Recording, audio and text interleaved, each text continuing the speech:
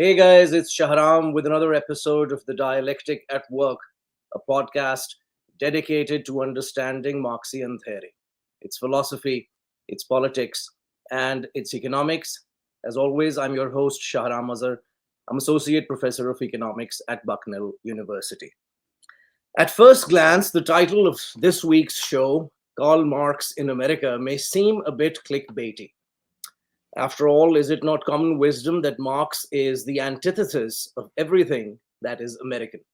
Capitalism as its sacred economic system, religion as the spiritual basis of its imagined identity, and the system of democracy that Marx occasionally dismissively referred to as bourgeois democracy. Yet, a new book seems to investigate precisely that question, the meaning of Karl Marx in America, or what the book has described as the Marx America dialectic. The book asks why Marx looked to the US as a rich source of material about capitalism, and also examines the ways in which Americans, then and now, grapple with Marx's ideas. My guest today is the author of this particular book, Karl Marx in America. I welcome Professor Andrew Hartman, who is a professor of history at Illinois State University, where he has taught courses in US intellectual, cultural, and political history, as well as courses in the philosophy of history, historiography, and pedagogy. He is the author of Education and the Cold War, The Battle for the American School, which was published in 2008, and his seminal work, which had a profound impact across the world, A War for the Soul of America, A History of the Culture Wars, published in 2015. Professor Hartman is also the founding president of the Society for US Intellectual History, and his work has been published in the leading journals in history, in American studies, and all the rest of it. Please welcome Professor Hartman. How are you, Andrew? Thanks so much, Sharam, for having me. I'm doing well. It's a pleasure to be here. Well, thank you for writing this amazing book, which I really, really hope we can discuss with you at length in this particular episode. 1 hour, of course, is not going to be enough for a voluminous book such as this one. So, Andrew, I wanted to start off with a rather open-ended question. What motivated you to write this book, and at this particular time, I may add, because you seem to be pretty optimistic and you describe this period as the fourth Karl Marx boom in America. So could you please help us understand the motivation? Sure. So I got into Marx when I was a young person in my early 20s. I was in a bunch of Marx reading groups on through graduate school. Marx and Marxism has shaped my scholarship and I think my politics for a very long time.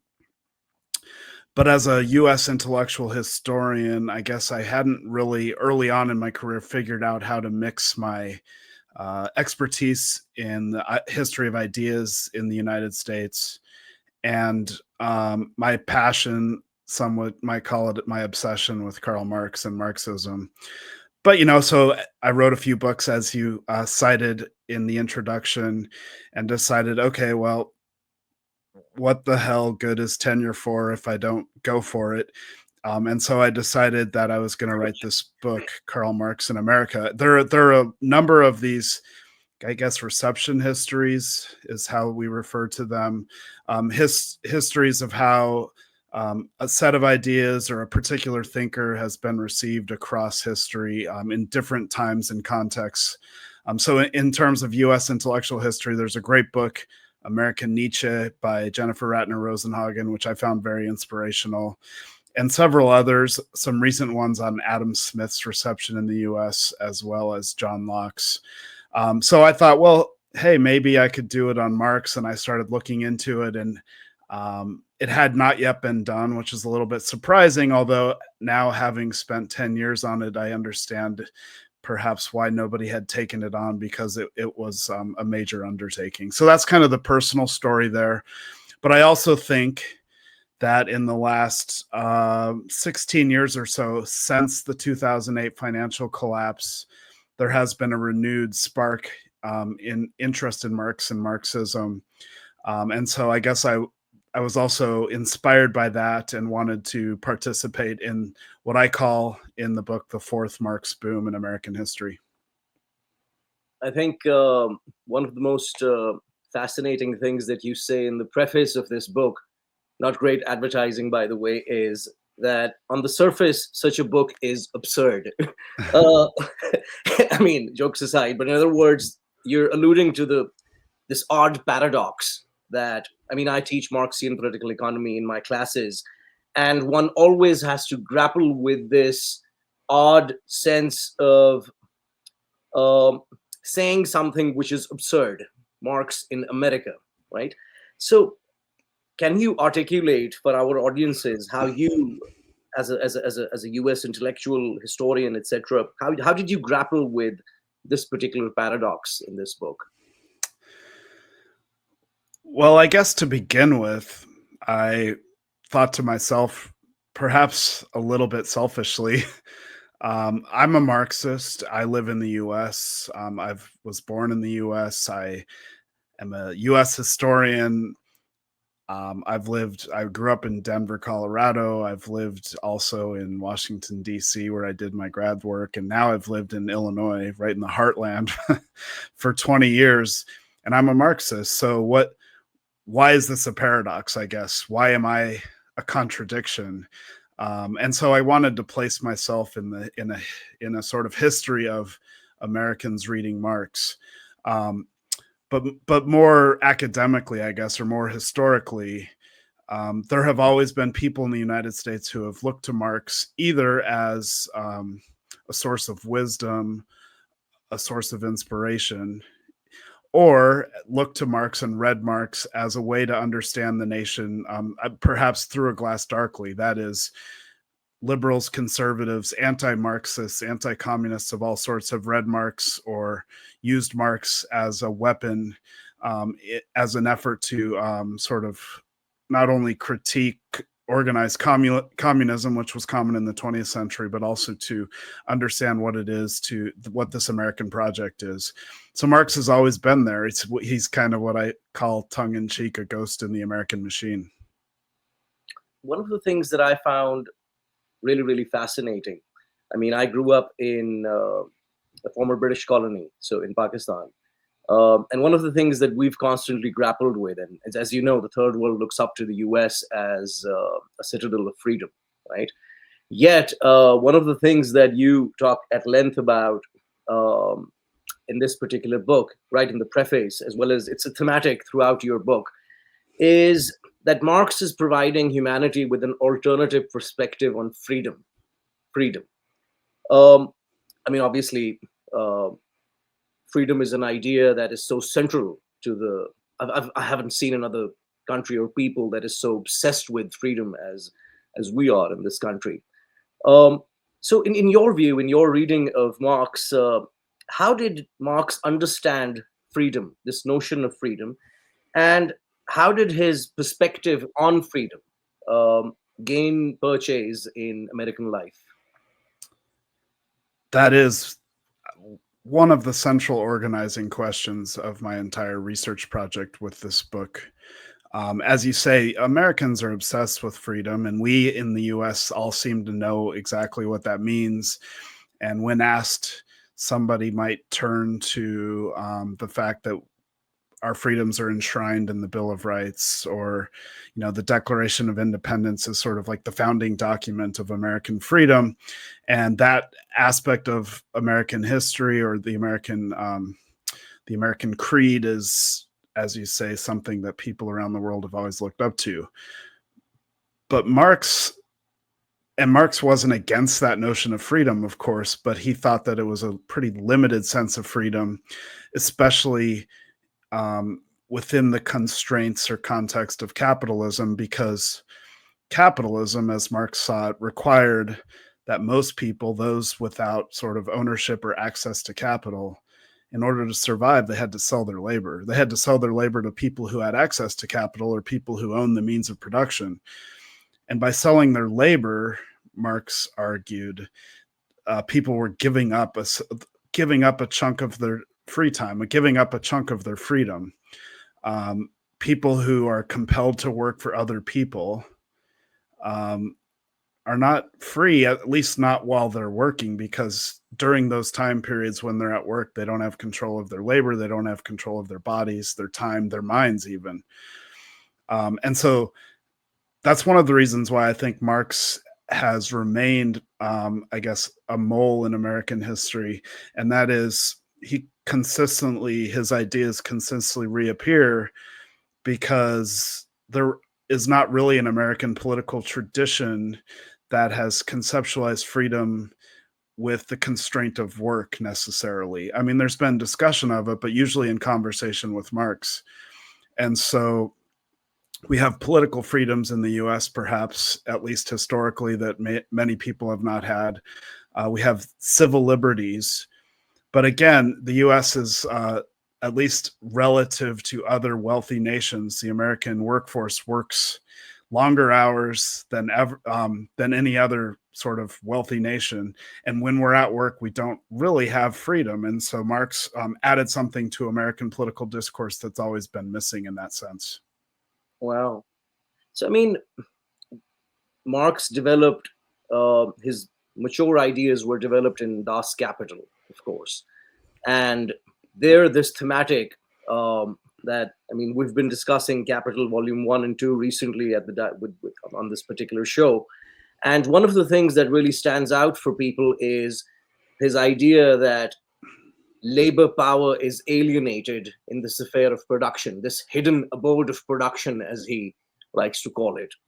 How do you think Marx's most mature work, Capital in particular, in your research, how has that been received historically as well as in the present in the US, in your view? So interestingly enough, I mentioned earlier there are these 4 Marx boom periods in US history. These are time periods when lots of Americans, surprising number of Americans, are reading and thinking about Marx favorably. And that is, they look to Marx as inspiration. They're trying to put Marx into practice. The first of these boom periods is during the Gilded Age, so the late 19th century, with the emergence of mass industrial capitalism and thus a mass industrial labor force in the United States. And, this is taking place elsewhere in Europe in particular. And in the context of the US, there's a growing sort of militant labor movement that coalesces eventually in those movements as well. By the early 20th century, you get the Socialist Party of America and you get the Industrial Workers of the World. These are 2 of the sort of like key Gilded Age socialist or militant labor unionist organizations, and they're organizing around Marx's ideas about the labor theory of value, which you can sort of like extrapolate from the chapter on the working day in the first volume of Capital, in which Marx kind of analyzes in some detail the ways in which capital is reliant upon the exploitation of the worker, of the proletariat, and one of the ways they do that is to try to get the worker to work as many hours as possible beyond the sort of number of hours in which the worker sort of like creates the value necessary to survive, right? This is the surplus value that's so famous to Marx's theory. And so Marx always argued that the struggle over the working day was central to the class struggle, even if it's just a struggle for like shorter workday laws, which were taking place right around the time he was writing the first volume of Capital in England and the US, right around the time of the US Civil War. So these sections of Capital were serialized and were being read by the militant labor unions and the various socialist parties in the United States during this time period. So when we think about Marx's theory of the working class, we often think about the Communist Manifesto and how the proletariat would be the vanguard of revolution. And, that was important, but not nearly as important as Marx's labor theory of value from Capital in that time period. Wow. So obviously every historian and every intellectual, we've discussed this in other programs, in their episodes. Partly our attempt to understand any theory or any new idea or book is to understand the categories that the intellectual has chosen to use and how he or she chooses to categorize the information. Um, Correct me if I'm wrong, but you've categorized um, your object of analysis into three varieties, as you like to call it, the three varieties or three reactions to Marx. Um, could you? So there's two parts to my questions for people who are going to read your book, which is exactly what I want to encourage people to do. Um, what are those three varieties as you understand them, and are those lines, have they historically just been kind of uh, have they merged into one another at times? uh, Please help us understand that. So this is, I think, central to the undertaking of reception history. So if you were writing a history of how Marx has been received across French history, there would be some elements that would be similar and some elements that would be quite different. You'd probably have to grapple with the French history of republicanism quite extensively and how that intermingled with Marx, a reading of Marx and Marxism. So in the US, what is so, to me, interesting about this reception history is that it's such a large and diverse country, diverse in terms of how many different people from around the world ended up in the United States, and also distinct in the degree to which there's ideological variation in the US, which lent itself to a really sort of wide and interesting variety of readings of Marx. And so the three categories that I sort of bracket off, and again, just to sort of answer your second part of the question, these are very porous categories, but I still think it's important for us to understand the three categories. The first is one I've already discussed in terms of how the militant labor unions in the Gilded Age read Marx. And this is a strain of reading Marx that persists up until this day, and that is through the labor theory of value, like the most important kernel of Marx's thought that helps us understand our present situation from the Gilded Age, the first Gilded Age up into our second one, is that capital is predicated on the exploitation of the working class. And that's just like been sort of like a theory that militant unions and socialist parties and communist parties have used as almost an ideological weapon in the class struggle, often losing class struggle, but nevertheless the class struggle that they undertake. So that's the first variety of reading Marx. The second is a much more sort of all-encompassing, diverse variety, and that is kind of like the hybrid approaches I understand in which Americans read Marx. Reading Marx through a variety of intellectual and political traditions that have taken root in the US, from republicanism, common in the 19th century, to even more common by the late 19th century, populism, to various brands of Christianity, the social gospel reading of Marx, which was kind of a progressive Christian reading of Marx in the early 20th century, was quite common. But there were even evangelical Christian readings of Marx amongst like Oklahoma socialists. There's been feminist readings of Marx, Black nationalist readings of Marx, indigenous readings of Marx. You know, the list kind of goes on, and I do my best to, within the 600 pages of this book, detail and analyze all of these different varieties and the ways in which the people putting Marx to use for their own projects were made Marx into a sort of agent in their own movements. And then the third reading of Marx is also quite diverse. And you could sort of break this down into several categories, but that's those people in American history who have read Marx negatively for their own purposes.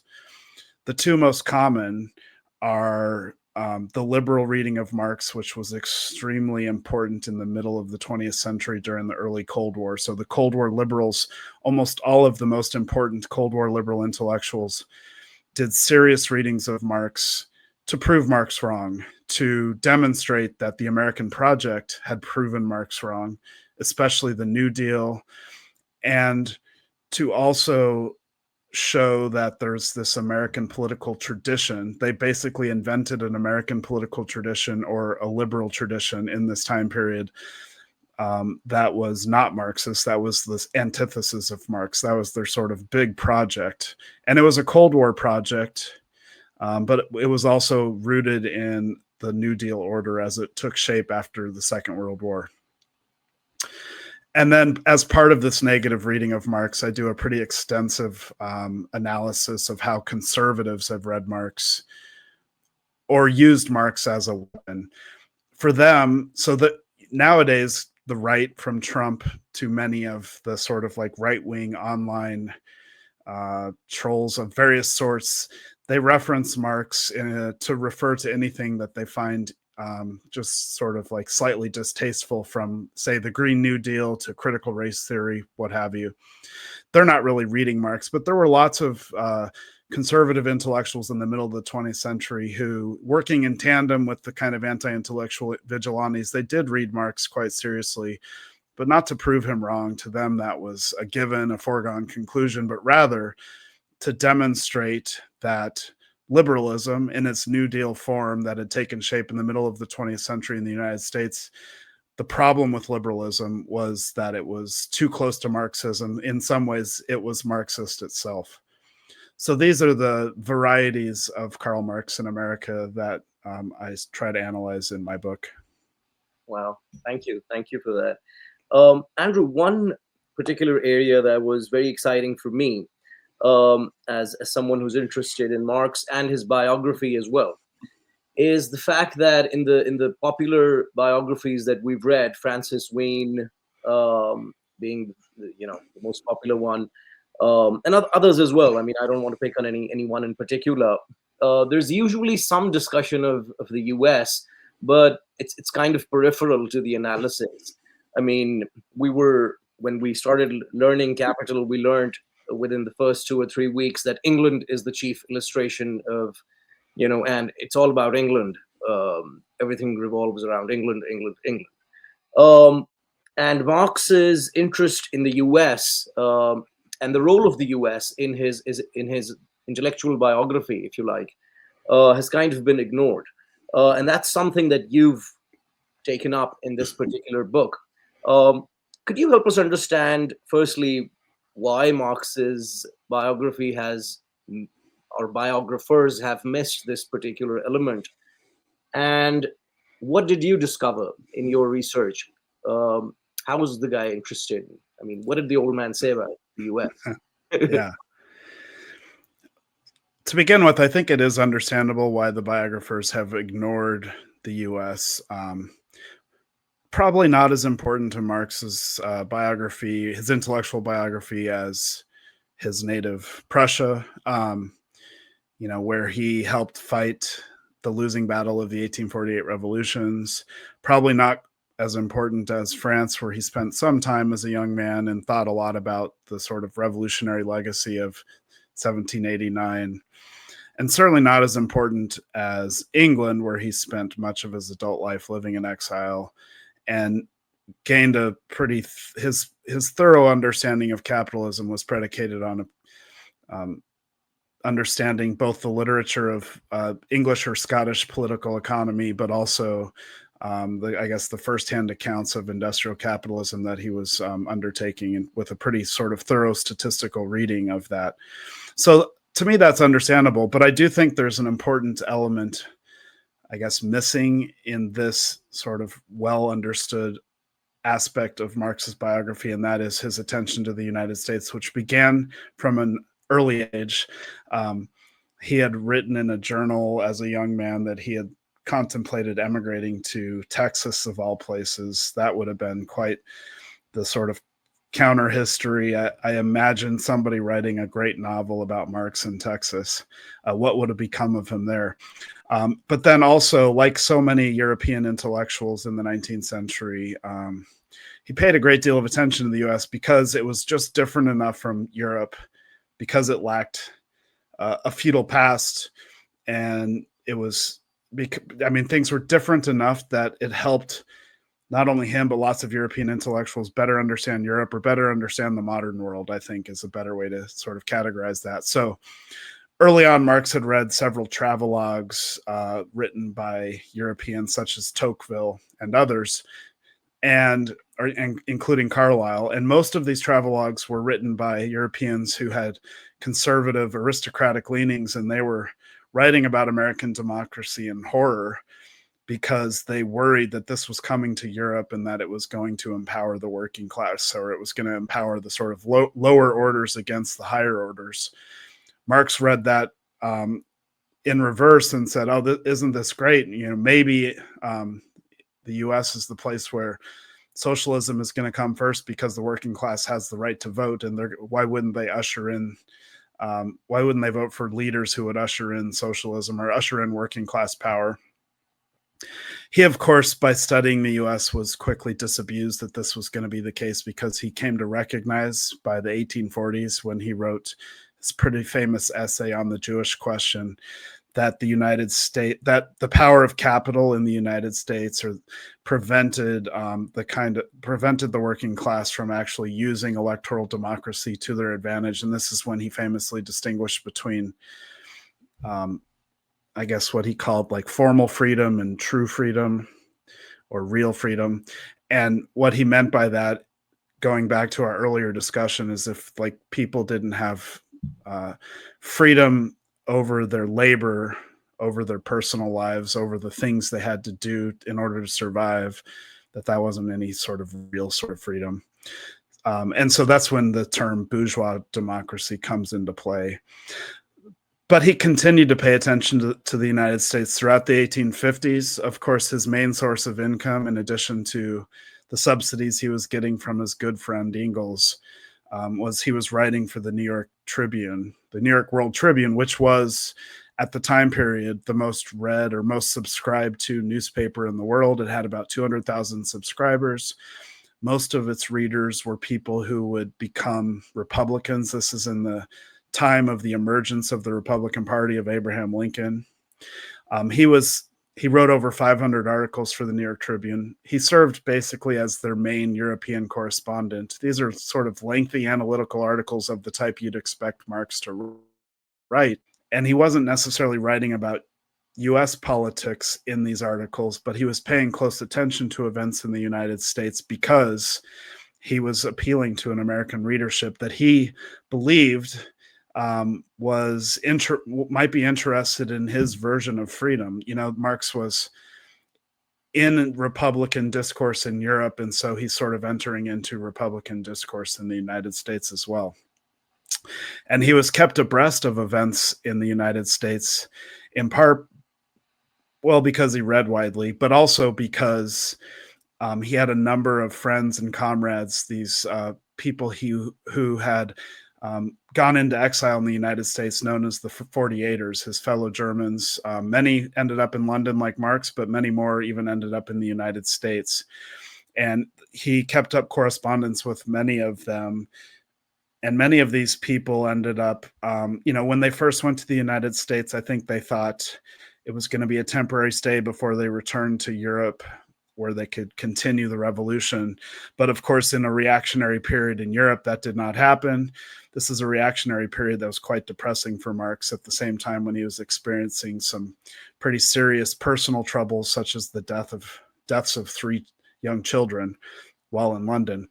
But what his German 48er comrades recognized is that they could take up the revolution in the United States by fighting against slavery and the slave power.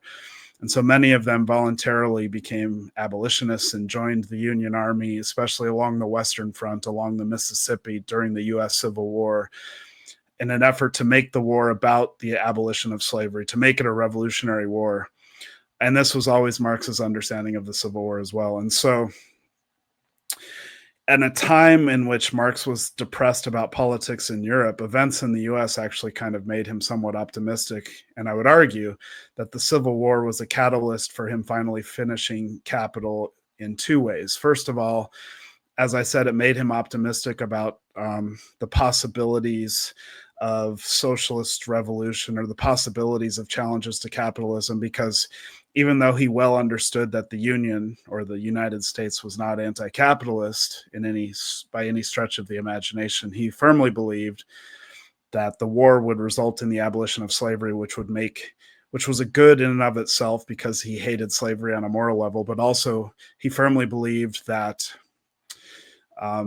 that the abolition of slavery would make it much more possible for the working class to organize for their own power, because slavery divided the working class in a way that made solidarity impossible. And this would allow for the type of solidarity necessary to organize a sort of working class movement, perhaps even socialism. So that made him optimistic, but also the way in which so many people responded to the Civil War, both in the US and Europe, made him optimistic and kind of made him think about praxis, or the combination of theory and practice, in this sense.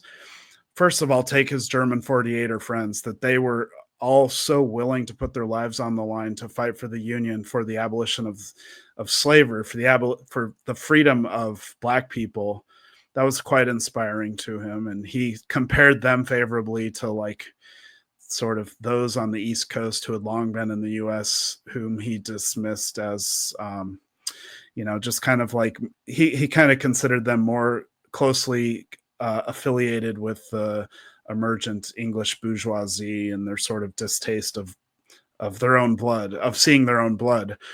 But he was also quite inspired by the enslaved themselves, who treated the Civil War as a war for their own liberation, made evident by the fact that anytime the Union Army was approaching where they were living, they would drop their tools, leave their plantations and make their way towards Union lines, which they saw as a line of freedom.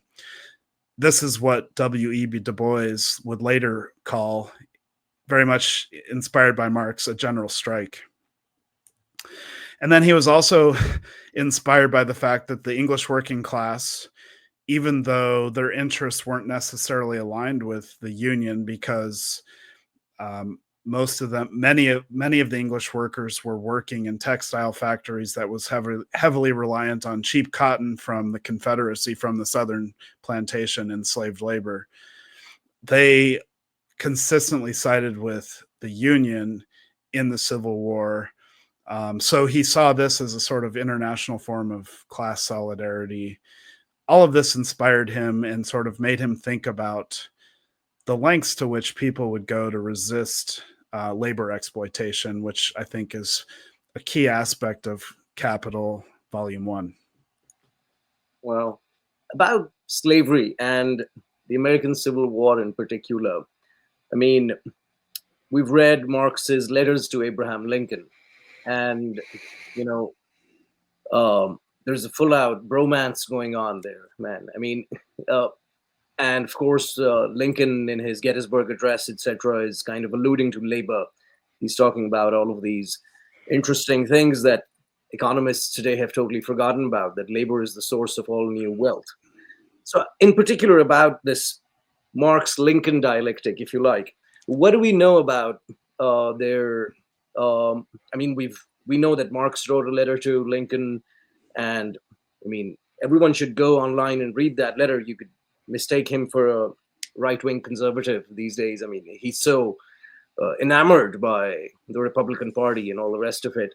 So what do we know about Marx's relationship with Lincoln and Lincoln's relationship with Marx? What's going on there? So Marx wrote extensively about the Civil War. When the Civil War started, the New York Tribune took a serious financial hit, and they actually let Marx go as their European correspondent, which was a major hit to his finances. So he picked up work with an Austrian newspaper, Die Presse, that allowed him to write pretty lengthy analyses of the U.S. Civil War. I also recommend reading those. But he also kept up serious correspondence with Engels and also his German 48er friends about the Civil War. And all of these combined make for pretty fascinating and astute readings of the Civil War by Marx and also some of his friends. He had an interesting take on Lincoln, I think. In private letters, he was often critical of Lincoln, especially early in the Civil War, for not taking the war to the Confederacy, for not being bolder in his sort of military ambitions, and also especially for not making it a war about evolution, about the abolition of slavery. For basically, Marx was always talking about how there needed to be a shift from a constitutional war of keeping the Union intact to a revolutionary war of freeing the enslaved, abolishing slavery. And so Marx could be critical of Lincoln. He was interestingly kind of critical of the rhetoric Lincoln used in the Emancipation Proclamation, and said it was just like so lawyerly, and only in the US could such a major historical document, world shaking document, be written in the tone of a lawyer. But in a way, Marx was kind of begrudgingly appreciative of this, because some of the rhetoric coming from the European leaders at the time, whom he considered grotesque. Just read the 18th Brumaire for an example of his take on European leadership, political leadership at the time. So grotesque and over the top in its rhetoric that he thought, well, in the US, where working class people, working class men like Lincoln actually come to power, they of course speak in much more sort of small d democratic terms, less grandiose aristocratic terms. So whereas he was sometimes critical of Lincoln, he was also quite appreciative.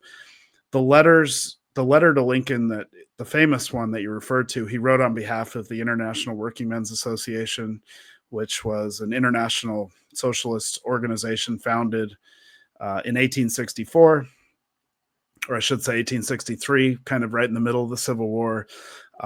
And there were chapters in many European nations and also in the United States. And Marx was what I would call the intellectual leader of the International. He wrote the International's platform, and he wrote its letter to Lincoln. And in it, he's congratulating Lincoln in 1864 for winning re-election during the Civil War, and it's very laudatory. It's also kind of hinting at the fact that Lincoln needed to punish treasonous people in the South. And, Lincoln always was much more circumspect in his approach to dealing with those who had revolted against the U.S. He was willing to go to war with them and kill them, but not sort of speak ill of them because he considered them Americans and he was thinking about reconciliation throughout the war. Marx was not interested in reconciliation. There's no evidence Lincoln read the letter, but Lincoln's ambassador to England, I believe it's Charles Adams, he wrote a response that was also very lawyerly and very just sort of careful. So that's the extent of the exchange, if that's what it was. But there's little doubt that throughout the 1850s, when Marx was writing for the Tribune, Lincoln was reading his writing, because Lincoln always read the Tribune. It was the newspaper of the Republican Party, and Lincoln was an avid reader of newspapers and books. But the thing is, he probably didn't know the name Karl Marx because the bylines were anonymous. The Tribune kind of like, it didn't attribute articles to authors kind of like The Economist does. So, it's an interesting connection. A lot's been made of it. I think that there's some ideological overlap between republicanism and Marx's communism. There's kind of a wave of scholarship about that, including a great recent book by Bruno Leipold called Citizen Marx. But they had some differences as well. But Marx thought that Lincoln was, I guess, the future of democracy in the U.S., and that was a good thing, and that if the working class was going to come to power, Lincoln was going to help usher it in. Wow. And I mean, one thing that I found really fascinating is that this says something about Marx the scholar, that he's not just reading the revolutionaries or the revolutionary thinkers like Lincoln and all the rest of it. He also knows about Thomas Cooper, this conservative thinker. And I found this really interesting, and I privately chuckled at it, where you said that Marx's optimism about American democracy was based in part on the influence of conservative thinkers like Thomas Cooper, who was afraid that universal suffrage would basically result in property redistribution. And while Cooper was afraid of that, Marx was like, that is awesome. But yeah, you speak about the American Working Men's Party, or the Workies, in that particular section of the book. This may come as a surprise to some of the members in the audience. What is the American Workers Working Men's Party or the Workies, and why was Marx so optimistic about them and their prospects in the U.S.? So this was essentially, you might call it the first socialist party in the world, perhaps. I mean, some historians have considered it as much. Founded in 1829 in Philadelphia, and then another chapter in 1830 in New York. They believed in taking on the owners, sort of proto-capitalists. They believed in collective ownership or shared wealth. And they were organizing for this in Philadelphia and New York City. These European travelogue writers, such as Cooper, were writing about them as something to fear.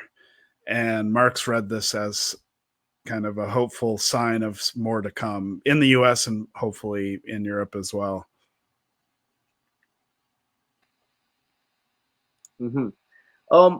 One of the chapters in your book describes Marx as a working class hero in the country, and you cite Eugene Debs as saying that Capital was the first book to set the wires humming in my system. I found that poetic, man. Um, but I'm particularly interested in the interactions of, in addition to the Working Men's Party, of course, and other. Um, you mentioned that in the book that there's other kinds of tendencies that are not as optimistic, the westward expansion being one of them. Why is that so critical to the story? So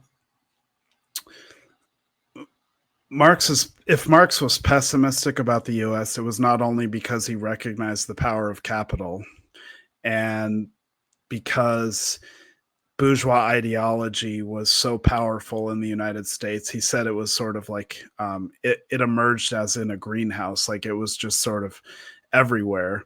And even lots of immigrants who came to the United States who might have had different sensibilities quickly to bourgeois ideology. So Marx recognized that as being true and maybe one of the impediments to socialism, in addition to others such as slavery.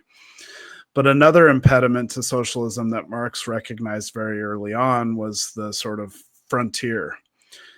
In some ways, he anticipated the famous U.S. historian Frederick Jackson Turner and the Turner frontier thesis. Turner argued in the late 1890s that the closing off of the frontier, in other words, by that point, the continental United States had all been settled and sort of boundaries drawn, that was going to potentially mean the end of democracy because the frontier had always been an escape valve for the sort of like crowded cities that had emerged due to industrial democracy along the East Coast and Midwest that mirrored Europe and created sort of like anti-democratic tendencies in Europe as he saw it. The reason why that did not sort of replicate itself in the United States is because the frontier, because like things got crowded and you get working class people and immigrants of all sorts could just move westward and settle the West. And once it was all settled in Turner's mind, that was a threat to democracy. Like the US would have to figure out a new way to sort of sustain democracy. Marx saw the frontier similarly, but it wasn't for him about democracy or lack of it. Rather, he believed that industrial capitalism was going to create working class. It was going to create working class consciousness, revolutionary consciousness, and because people sort of like working together in factories were going to recognize they had similar interests, and they were going to recognize that they were being exploited or oppressed by the capitalists, and that those were the enemy, right? He understood the frontier of the West as sort of a release valve from that. And lots of people thought, oh, we can just go west and we can strike it rich in one of the many gold rushes, or we can be small landowners, small farmers out there, and we don't have to deal with industrial democracy. And so Marx thought this is partly what made the US different or exceptional. But also he believed that eventually, because of the massive waves of immigration coming to the US from Europe at this time and from Asia, that at some point in the near future, the frontier would be closed off, the West would be full, and then the US would be confronted with a similar situation to Europe in terms of industrial working class having no place to go, no place to escape, and thus having to solve their issues with capitalism more directly. Wow. So now moving into the 20th century, obviously the major event is the Russian Revolution. And the Russian Revolution takes place in the largest country on the planet, and it really shakes up capitalism. And World War I ends, and it ushers humanity into a new way of thinking about or organizing around Marx's ideas via a political state, literally. Now, how do the American ruling classes react to that idea, and how does that fear or anxiety shape the reactions to Marx thereafter? So before the First World War, kind of during the first boom period in the American reception of Marx, there were millions of people in the Socialist Party of America. This is the party of Eugene Debs. There were lots of really militant labor unions, especially in the West, in the sort of mining districts of the Rockies. It's out of that you see the emergence of the very militant socialist or syndicalist industrial workers of the world. These were irritants to people in power, to the capitalist class. And to begin with, the First World War, especially the American entry into it in 1917, allowed for the repression of dissent. New laws were created, the Espionage Act, that allowed for the repression of that dissent. And it gave, not just at the federal level, the federal government, for example, goes after Eugene Debs when he makes a speech in 1918, including mention of his resistance to American entry into the war. He gets thrown in prison, and in fact runs for president as on the Socialist Party ticket from prison in 1920 and wins over 1 million votes from prison. I find that an interesting fact. But it also even more so allowed the state and local governments, police forces, vigilantes, paramilitaries to destroy what had emerged as the early American socialist left. The Wobblies, or the industrial workers of the world, were essentially destroyed. Lots and lots of people. And then following the Bolshevik Revolution, this repression picks up in even more intense form. And thousands of people are deported to Russia. These are emergent communists, anarchists, Marxists, socialists. Lots of people are thrown in prison. The various radical organizations are crushed. But the Bolshevik Revolution also is very inspiring for the left. And so the Socialist Party at this time period, in the years following 1917, is split between those who maybe think the Bolshevik Revolution is a good thing, but they don't see it as teaching American socialists anything because the conditions in Russia are so different. And so these are the type of people who remain in the Socialist Party, which becomes increasingly more conservative. And then you see others who break off and form eventually what would become the American Communist Party by the early 1920s. But the American Communist Party takes its cues initially from Moscow, from the Communist International, or the Comintern, which doesn't always put it in the good graces of Americans and makes it a target for repression by a state that's already prone to repression. And so the Communist Party during the 1920s goes underground, and I think the sort of favorable reception of Marx goes way underground during the 1920s as well. And so what we witness after the First World War and after the Bolshevik Revolution and during the Russian Civil War that took place after the Bolshevik Revolution is what historians refer to in the US as the First Red Scare. It's very violent, it's very repressive, and it essentially destroyed, for the most part, the left that had emerged during the Gilded Age in the US. We're running out of time, but I really want to ask you these two questions since you've written about the culture wars. The 1960s seem, at least that's what our parents tell us. I don't know if they're exaggerating it, but the we've heard that this was a truly revolutionary moment in recent human history all across the globe, including the US. A young generation of thinkers were inspired by Marx and Marx's ideas. Yet, um, it seems that that particular movement took a different trajectory. Instead of choosing Marx's theory of surplus value and a critique of capitalism and organizing around the class question and uh, fighting for eliminating of non-class differences via an acceptance of the fact that all of our brothers and sisters in humanity are being exploited by capital. Um, why do you, what went wrong? Um, how did this? My friends are going to kill me. How did wokeism, um, you know, uh, become synonymous with the left? So, yeah, the 1960s are this third boom period in the history of America's Marx reception. The 30s being the other. You can imagine what that was like. Much more class focused because of the Great Depression, and much more sort of organized around the American Communist Party and the militant labor unions, which grew up during the 1930s. The 1960s reception of Marx, there's a lot of favorable readings of Marx, but it's different in the sense that the American economy is doing well, and like there aren't people falling into sort of poverty or working. There aren't a bunch of people working really nasty factory jobs the way the earlier periods of Marx reception would lend itself towards focusing on Marx's labor theory of value and the exploitation of capitalism.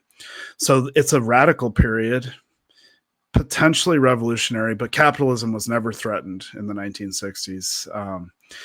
So there's different readings of Marx. Lots of young people who are dissatisfied with American society because they believe in the civil rights movement. So the civil rights movement plays a really important role, or even more so because they're opposed to the American war in Southeast Asia, the Vietnam War.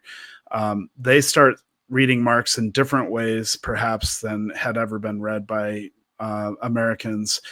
There's a focus on the young Marx. This is like the Marx of the economic and philosophic manuscripts of 1844 finally had been translated and made available to American readers by the 1950s.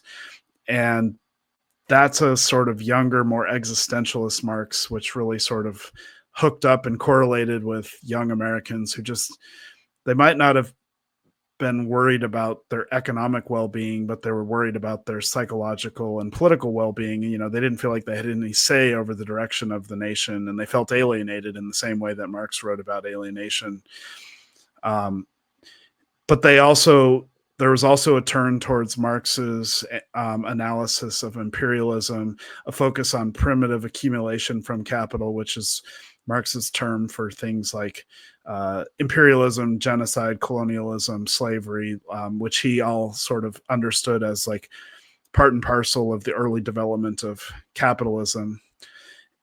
And so there's an application of that type of thinking and other Marxist writings about imperialism, including Lenin's, to thinking about American imperialism in Vietnam and elsewhere. So there's an explosion of different ways of reading Marx and left-wing material that then explodes into many more different ways by the time you get to the late 60s and early 70s, with the emergence of Black Power, the emergence of feminism and different iterations of feminism, the emergence of the gay liberation movement, the emergence of other power movements, including the American Indian movement. And lots of these people are sort of trying to integrate Marx, who's the ultimate modern critic of capitalism, into their ways of thinking. And this is like kind of like an explosion of these hybrid readings of Marx. But I think what wins out over the next few decades is a much more sort of focus on like for example, amongst thinkers interested in race and racism, a Black nationalist approach which we would later sort of link up with identity politics and would come to seem like wokeism, I guess, and sort of not really a focus on capitalism or class.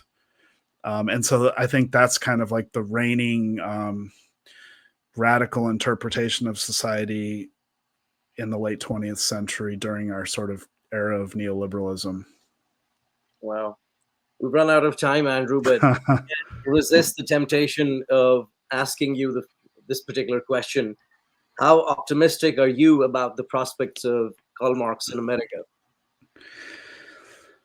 Well, I have to be somewhat optimistic because I just spent 10 years of my life researching and writing this rather mammoth book. And I never thought I'd be the kind of person who would write a 600-page book, and yet here we are. And it could have been 1,000 pages if my editor would have allowed for such insanity.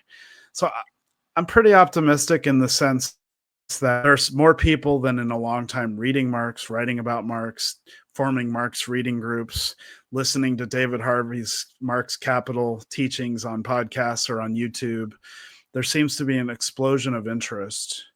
And to me, that's an encouraging thing. Like, I think Marx is for everybody, and everybody should read Marx, and everybody can learn from Marx, or at least learn from one of many Marx's explainers. Like, I think this book is hopefully one of the many sort of helpful explainers of Marx that might serve as an entry to Marx and Marxism for people.